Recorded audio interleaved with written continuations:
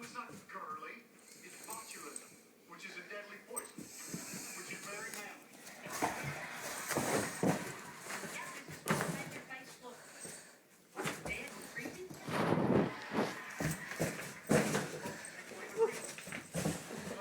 Never seen Bowzer chase it.